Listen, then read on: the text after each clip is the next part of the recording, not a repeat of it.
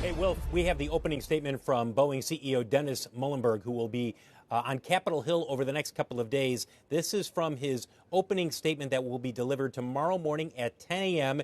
in front of the Senate Commerce Committee. Among the quotes that we have, as we read through this statement, one that stands out is when Dennis Muilenburg says, we have learned from this incident, this accident of the two Boeing 737 MAXs. He says, I can assure you that we have learned from this and will continue learning. We have changed from this and will continue changing.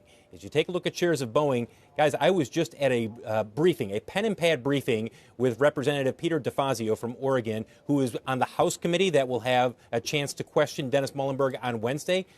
They're not happy with the state of what's happened with the 737 MAX, with Boeing, with the FAA. And I asked him point blank, do you believe that there may be some criminal actions here? And he said, we just don't know. There are a lot of people we want to talk to who have said, we'll talk with your committee after we talk with the DOJ. Because remember, the DOJ, the Department of Justice, is investigating this entire situation with the Boeing 737 MAX. Guys, back to you.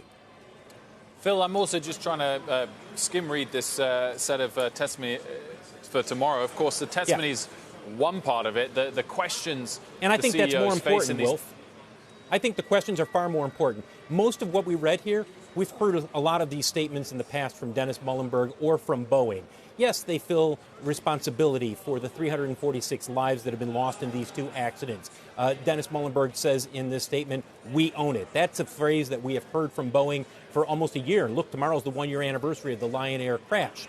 What's going to be more important is whether or not we see a level of contrition from Dennis Muilenburg that we haven't seen in the past. If you go back to the annual meeting, a lot of people who were at that press briefing after the annual meeting felt that Dennis Muilenburg came off as cold and indifferent. Now, from talking with executives at Boeing, and when I've talked to Dennis Muilenburg, they say, look, that's not the case at all. We completely understand the magnitude of the situation, and Dennis Muilenburg does feel contrition. But he's got to show that. And if he doesn't show that tomorrow, Wilf, then you can bet that the senators on the Commerce Committee who are going to be questioning him, they're going to go after him hard. Now, they're going to go after him regardless. They're going to go after him hard, but they're really going to go after him if he doesn't show a level of contrition. Hey, Phil, it's Stephanie Lang. You don't think he sounded better this past conference call versus the prior two?